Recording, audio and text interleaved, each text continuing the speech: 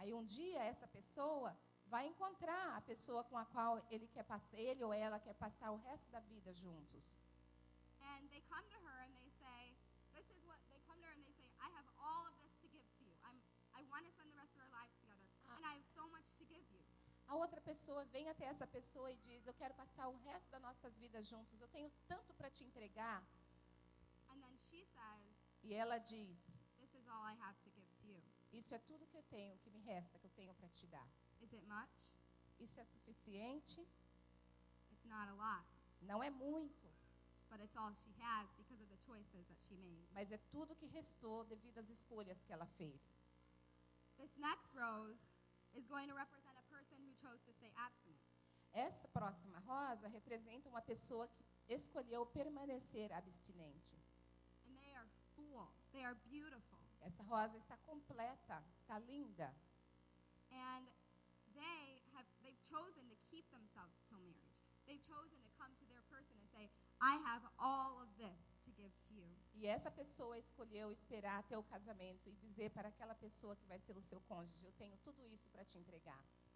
Now tell me, which rose is more beautiful? Agora me diz, qual das duas rosas é mais bonita? Girls, which rose would you rather get from your husband? Mas meninas, qual dessas você gostaria de receber do seu marido? Qual dessas você Não. queria que fosse o seu On marido? Valentine's Day, when he comes to you, would you like a whole bouquet of these? Se no dia dos namorados o seu namorado trouxesse um buquê de flores, você queria um buquê deste Or this one? ou deste? That's the point. Esse é o ponto. The next rose that I'm going to show you guys A próxima rosa que eu vou mostrar para vocês, might be some of you. talvez represente alguns de vocês. It's someone who has made a few bad choices Alguém que fez algumas escolhas erradas and has given themselves away a few times. e se entregou algumas vezes. But now they've chosen to stay abstinent. Mas de agora em diante ele escolheu permanecer abstinente. So I only took a few petals off. Então perdeu apenas algumas pétalas. Now, can you tell much of a difference between these two roses? Você agora consegue ver diferença entre essas duas rosas? Just a little bit, right? Só um pouquinho, correto? This one is still full. It's still beautiful, Essa aqui ainda está cheia, ainda é linda, as much as this one. tanto quanto esta.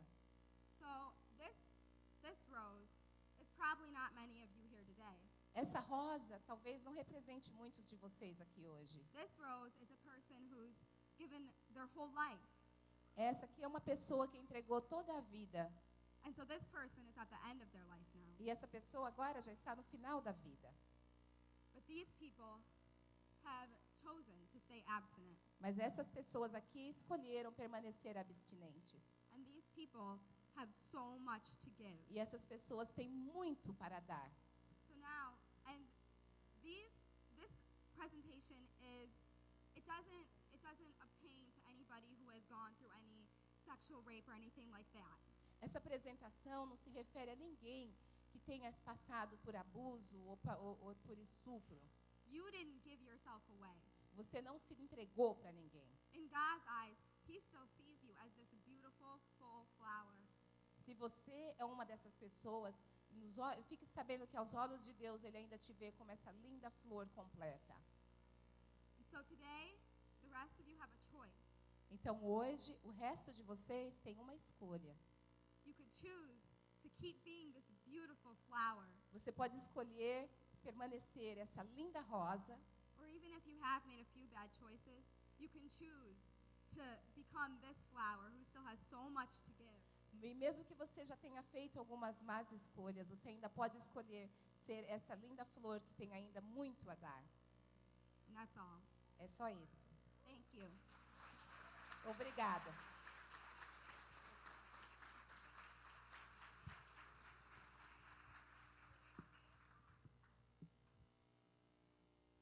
Agradeço a atenção à apresentação da Rebeca e eu espero que amanhã tenha bastante jovens aqui que venham para fazer o curso que nós vamos dar, que nós ensinamos jovens, amanhã vem outra jovem, juntamente com a Rebeca, estarão dando esse curso para ensinar vocês a falar em escolas, em grupos de jovens, para fazer esse tipo de trabalho entre os jovens.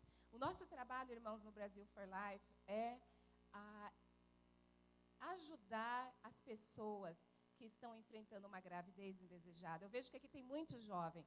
Eu quero dizer para vocês que nós que damos esse aconselhamento, que ajudamos a mulher, nós sabemos que é vocês o tempo todo falado, que tudo bem, faça o que quiser, sai com quem quiser, sai com quantos parceiros quiser e tudo mais. Mas eu fazendo esse trabalho já há 21 anos, sou a pessoa que vou e abraço e dou meu ombro para a pessoa chorar depois das baladas, depois das dormidas, depois das traições, depois de cair no pecado.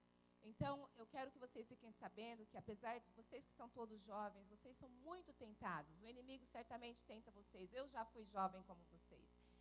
E eu sei exatamente como nós somos tentados. Mas eu vou dizer para vocês, com força, com a fé em Deus que vocês têm, com a ajuda que vocês têm da igreja, com a fé que vocês têm no nosso Senhor, vocês podem dizer não e não cair nas tentações. Porque, irmãos, depois, meus queridos, depois que vocês caem, depois que vocês vão para as baladas, depois que vocês se entregam, depois que vocês se engravidam sem desejar, depois que vocês pegam uma doença contagiosa e nunca mais podem ter filhos, aqueles amigos que te convidaram para a balada, que te falaram que era legal, que devia fazer, eles somem. E somos nós que ouvimos o choro. E não é bonito. Então, se vocês quiserem vir aprender como trabalhar conosco fazendo esse trabalho, amanhã nós estaremos aqui e vamos falar mais um pouco disso. Nesse momento, eu gostaria de pedir que abram comigo as suas Bíblias no livro de Lucas, capítulo 16, versículo 19. Eu gostaria de saber se tem alguém que pode, por favor, ler do versículo 19 até o versículo 23. Alguém pode ler? Alguém que tem uma voz alta? Está ali. Muito bem, eu vou ler então. Ora, havia certo homem rico que se vestia de púrpura e de linho finíssimo e que todos os dias se regalava esplendidamente. Havia também certo mendigo chamado Lázaro, coberto de chagas, que jazia à porta daquele e desejava alimentar-se das migalhas que caíam da mesa do rico. E até os cães vinham lamber-lhe as úlceras. Aconteceu morrer o mendigo e ser levado pelos anjos para o seio de Abraão. Morreu também o rico e foi sepultado no inferno. Estando em tormento, levantou os olhos e viu ao longe Abraão e Lázaro no seu seio. Muitos de vocês já ouviram essa parábola, correto? Agora eu vou dizer para vocês, a Bíblia não dá muitos detalhes sobre a vida desse rico. E, logicamente, o que está aqui na Bíblia é o suficiente para nós, como minha mãe dizia, é suficiente para nós sabermos. A Bíblia tem resposta para tudo. De qualquer forma, o que vocês acham que fez esse rico ir para o inferno? É pecado ser rico? Não é pecado ser rico. Também aqui diz que ele se vestia de púrpura, linho finíssimo, ele se vestia super bem. É pecado se vestir bem? Não. E aqui também fala que ele se regalava esplendidamente. Então ele dava muitas festas, era um bom vivant. É pecado dar festas e ter uma boa vida? Então, o que foi o pecado desse rico? Alguém aqui consegue fazer uma investigação rápida e me dizer o que vocês acham, pelo pouco que fala aqui, que levou esse rico ao inferno? O pecado da indiferença, irmãos. Ele passava todos os dias, aqui a Bíblia diz, nós não sabemos por quantos anos durou isso. Por Lázaro ali caído, cheio de chagas, sofrendo. Eu creio que Lázaro também não conseguia se mover, porque diz que os cachorros lambiam as feridas dele. Eu acho que se ele tivesse mobilidade boa, ele enxotaria os cachorros, mas ele ficava ali, os cachorros lambiam. Então, os irmãos, imaginem que a situação dele era miserável. E esse rico, ele era rico. Ele tinha condições de pagar um médico, uma enfermeira, cuidar desse homem, mandar para um hospital, fazer alguma coisa, correto? Ele fez alguma coisa? Vocês acham que existem ainda pessoas indiferentes nessa terra? Alguém já viu alguém indiferente? Eu vou contar uma história para vocês, bem rapidinho, de alguém, eu vou dar aqui a data, que isso aconteceu aonde eu moro. Bem, eu moro em Chicago, mas isso aconteceu em Seattle, que é a terra, se alguém não sabe onde Seattle, é a terra onde começou o Starbucks, quem gosta daquele café. De qualquer forma, no dia 15 de agosto de 2010, um policial marcou um carro. Porque lá nos Estados Unidos existem lugares que você só pode estacionar por 10 minutos, meia hora, 2 horas. Então, quando o policial passa, ele vê o carro ali, ele faz uma marca com giz. E ele sabe o horário que ele passou. Se a permissão é de 2 horas, dali a 2 horas ele volta. Se o carro ainda estiver lá, você é multado. Então, às 9h30 da manhã, uma policial passou, viu o carro estacionado em uma área que só permite estacionar por 2 horas. Numa rua chamada Airport Way South, em Seattle. O motorista, um homem de 36 anos, estava dentro do carro e parecia estar dormindo.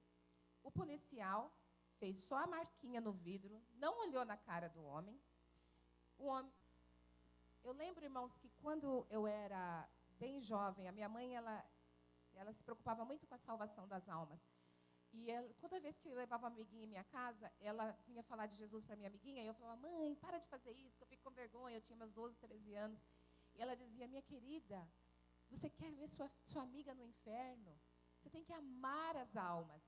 Irmãos, e hoje em dia, eu vou dar as estatísticas do aborto para vocês.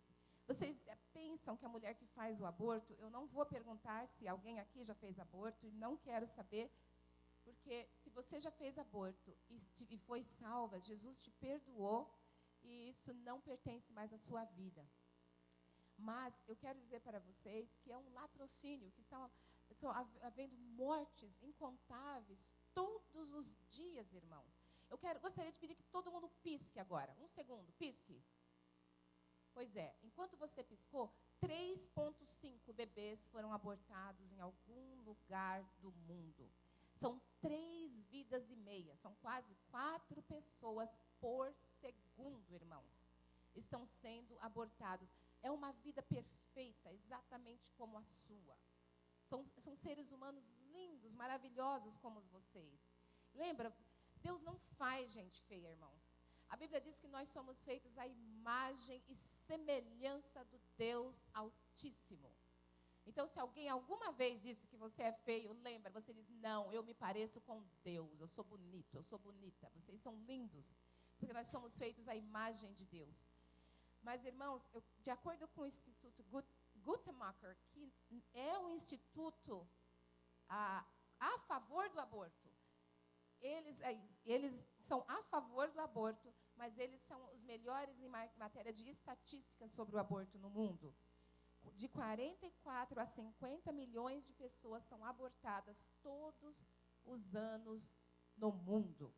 Aqui no Brasil, são 273 mil brasileiros são abortados por mês. São mais de 1 milhão de brasileiros são abortados por ano. São 13 vezes o Maracanã cheio. Irmãos, enche o Maracanã 13 vezes e mata tudo. É isso que o aborto tem feito no Brasil todo ano. E o que nós, o povo de Deus, estamos fazendo? O que nós fazemos? E, às vezes, você talvez até pergunte o que nós podemos fazer. Talvez você fique pensando, eu sou um homem, o que eu posso fazer? Olha, os homens é o que mais nós precisamos. Nos Estados Unidos, os homens são grandemente usados por Deus para aconselhar outros homens a não deixar as namoradas fazer aborto. Nós temos o que nós chamamos de 40 Days for Life, 40 dias pela vida. Nós ficamos em frente às clínicas de aborto, durante o frio, durante o calor, da hora que a clínica abre, a hora que a clínica fecha. Nós temos a agenda. Uma igreja desse tamanho aqui daria para fazer 40 dias tranquilo. Cada um dá um nome e fala quantas horas vai poder ficar lá em frente. E nós ficamos orando pacificamente em frente à clínica. E quando as pessoas chegam para fazer o aborto, e às vezes as mulheres, lá nos Estados Unidos, podem fazer aborto até 9 meses, então a gente vê barrigas bem grandes às vezes. Antes delas chegarem à porta da clínica, nós tentamos interceptá-las e falamos para elas sobre o valor daquela criança, que é um ser humano, a santidade da vida humana. Fala a verdade. A vida não é linda, irmãos? Não é bom viver? Apesar das dificuldades, apesar de tudo que nós passamos, você gostaria de ter sido abortado? Então, irmãos, é isso que nós tentamos falar para essas pessoas. Nós ficamos em frente, amanhã eu vou ver se eu mostro fotos para vocês. Desculpa, nós ficamos orando, só orando. Nós começamos a fazer esse trabalho em 2002. Irmãos, e pela misericórdia de Deus, agora nós chegamos a um ponto. Este ano, para a glória de Deus, nós temos mais núcleo de apoio a grávidas do que a clínicas de aborto. No ano passado, pela misericórdia de Deus, só orando pacificamente, 87 clínicas de aborto fecharam. Glória a Jesus. E nessas clínicas, glória a Deus, a todo louvor seja dado a Deus. Há poder na oração, irmãos. Há poder na oração. E eu vou dizer para vocês, nós somos poucos, muito poucos. Sabe por quê? É muito fácil, por exemplo, vamos salvar as baleias. Aí você põe aquele monte de foto de baleia, pulando. Eu amo as baleias. Eu amo tudo que Deus criou. Eu tenho paixão por baleias. Mas vamos então salvar os golfinhos, os cãezinhos, os gatinhos. Mas as pessoas veem os cãezinhos, veem os gatinhos, veem as baleias. Mas quando nós falamos assim, vamos salvar o bebê do aborto, ninguém vê o bebê. Ninguém sabe o que o bebê sofre. E amanhã eu vou passar um filme para vocês do aborto de dentro para fora. Vocês, quando vierem amanhã, vão ver como que é feito. O que o bebê sente, o que o bebê faz, o que ele faz para se defender quando está tentando ser abortado. O bebezinho é inteligente, muito cedo ele já começa, com 10 horas já começa a bater o coraçãozinho, e ele sabe o que está acontecendo. Mas nós não vemos os bebês. Eu creio que é por isso que muita gente não tem, totalmente, não tem sensibilidade, não sente o que está acontecendo, irmãos, quando uma criança é morta em nome da liberdade da mulher. Mas aqui no Brasil, no nosso movimento 40 Dias por Vida, o ano passado fechamos 87 clínicas. E a essas alturas nós já estamos com 68 clínicas fechadas, pela misericórdia de Deus. E cada clínica recebe uma média de 60 mulheres por dia. Algumas fazem aborto, outras não. Outras só vão para pegar informação. Mas é uma média de 60 mulheres por dia. Então, 87 clínicas fechadas é uma bênção muito grande, irmãos, uma vitória muito grande para o nosso Deus. E o aborto foi legalizado nos Estados Unidos em 1970, e desde então nós começamos a fazer esse trabalho e também participamos da Marcha pela Vida, e nós caminhamos, irmãos, milhas e milhas, segurando placas e falando como nós amamos esses bebês e que essas crianças são realmente pessoas especiais.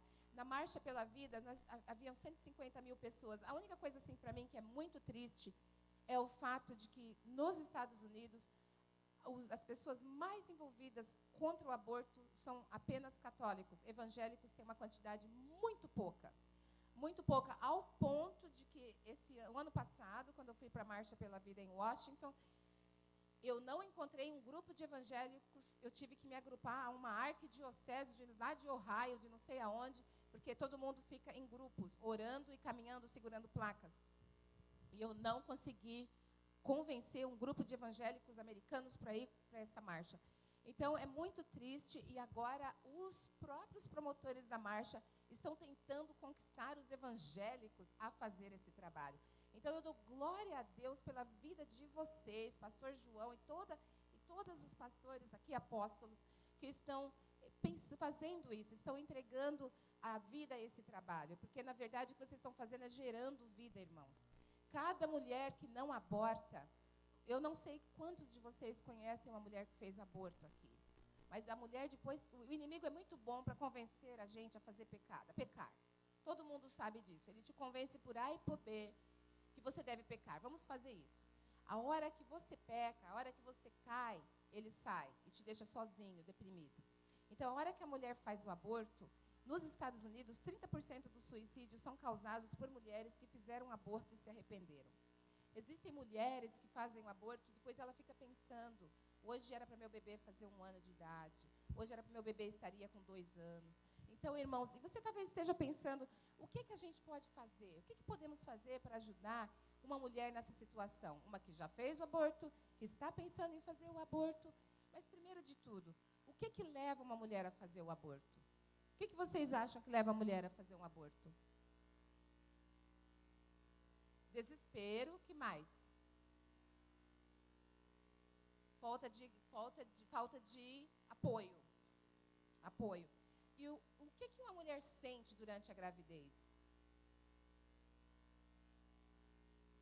Nós sabemos que, na maioria das vezes, nós, como evangélicos, temos essa ideia pré-concebida. Nós falamos, ela aprontou, a gente diz, né? Ela que se vire, tá. Mas quem já esteve grávida aqui, eu vou dar para os homens que nunca ficaram grávidos e que eu entendo muito bem, que para vocês qualquer dor é uma coisa horrível. Eu vou explicar, dar uma ideia do que acontece com uma mulher nos 3 primeiros meses de gravidez. Vou falar bem rapidinho. A primeira coisa, você começa a ficar extremamente cansada, o seio fica inchado, dolorido, fica com náusea, problemas estomacais, desejo ou aversão a certas comidas, mudança de humor, constipação, urina com frequência, dor de cabeça, queimação no estômago, engorda. Segundo trimestre, corpo todo dói, costas, abdômen, virilhas. As estrias aparecem no abdômen, no seio, nas coxas, a pele escurece em certas partes do corpo, a pele do rosto fica manchada, as mãos ficam dormentes. Aí você começa a ter coceira no abdômen, palmas das mãos e sola do pé também tem coceira, inchaço do tornozelo, dedos e face. Terceiro trimestre, varizes, câimbras nas pernas, falta de ar, queimação no estômago, pé inchado, umbigo inchado, dificuldade para dormir, bebê move muito, contrações. Para os homens, não adianta explicar muito, é mais ou menos igual quando você está com gripe, tá? Para os homens. Agora, mas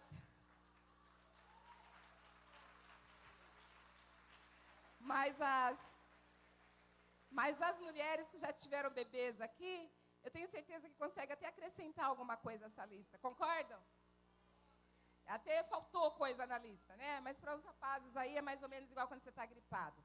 Mas, irmãos, agora você imagine você sentindo tudo isso. Além disso, a culpa, a solidão, a igreja te apontando o dedo. Porque a maioria das mulheres que nós aconselhamos, o último lugar que elas querem ir é na igreja, porque diz que lá todo mundo vai acusá-las, vai apontar o dedo. E a igreja é o quê, irmãos? A luz do mundo, certo? E o sal da terra, certo?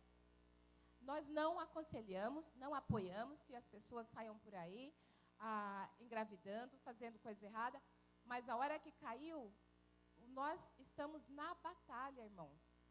E quando uma pessoa cai, nós temos que ajudar os soldados caídos, correto? Então, além de tudo isso que a mulher está passando, ela sente a dor. Quantas casadas aqui, eu, com as minhas 2 filhas, mesmo casada, eu tinha tudo isso e ainda me sentia... Eu lembro que o meu marido, ele dizia assim, a Iná, ela está tão emotiva que chora até pelos comerciais de televisão, faz ela chorar. E é mesmo, você fica numa fragilidade tão grande, você se sente tão fraca, tão débil. E agora imagine tudo isso sem um companheiro, com todo mundo te criticando, com todo mundo falando mal de você, dizendo que você não vai conseguir, que a sua vida acabou, que sua vida está arruinada, e sentindo tudo isso. Isso eu não estou aqui apoiando a pessoa que faz o aborto, mas eu estou pedindo que quem conhece alguém nessa situação, que seja o socorro, que seja esse ombro amigo, que o Senhor irá te recompensar.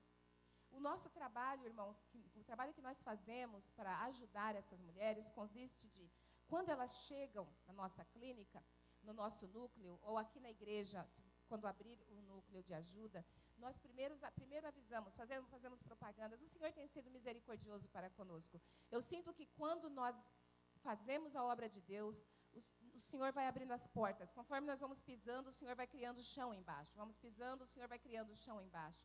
Então, a hora que você passar, desejar, entregar o seu corpo como parte do corpo de Cristo, a sua vida como parte do corpo de Cristo, ser Cristo para alguém, ser as mãos de Cristo para alguém, os pés, os ouvidos, essas mulheres precisam muito de alguém que as ouça.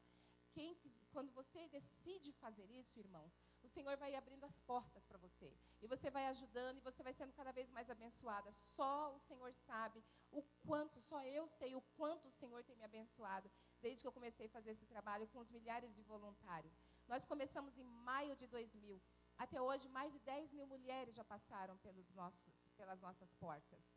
E nós temos muito a fazer, irmãos, muito a fazer. 10 mil crianças salvas do aborto não é nada perto do muito que tem a ser feito.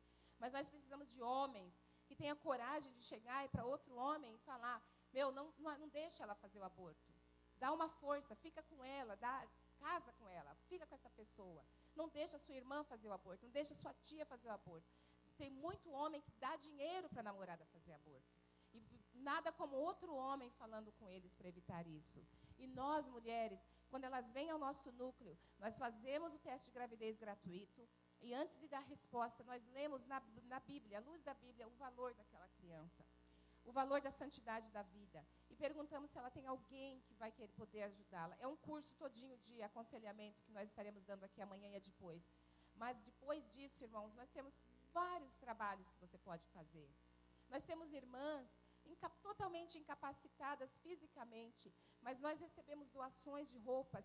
Essas irmãs, elas colocam botão, elas passam essas roupas, elas dobram, colocam no saquinho e manda para os nossos núcleos. Quando essas mulheres finalmente têm os bebês, nós visitamos. Tem as irmãs que fazem visitas aos hospitais. Não, tudo bem.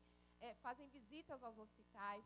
E elas, quando a pessoa tem o bebê, irmãos, não sei quantos de vocês já tiveram bebê, mas depois que você tem o bebê, você olha para aquela criaturazinha e você diz, e agora? Não tem manual, né? E se você tem companheiros, pessoas, a mãe, pessoas para ajudar, ótimo. Mas se você não tem, se tudo que você tem é gente apontando o dedo para você, você entra em desespero. Mas nós estamos lá com ela no hospital. Nós saímos do hospital com ela, levamos para casa, aconselhamos. E o que tem sido provado 78% de mulheres que já fizeram aborto fazem o segundo aborto. Mas mulheres que passaram, que tiveram o bebê, dificilmente engravidam novamente por uma gravidez indesejada, porque elas sabem como foi difícil. Então, meus queridos, nós temos muito a fazer, existe muita coisa que você pode fazer, você pode ser usado por Deus para ajudar essas pessoas, você pode diminuir esse número. Eu comecei a trabalhar, fazendo esse trabalho há 21 anos. Agora, pela misericórdia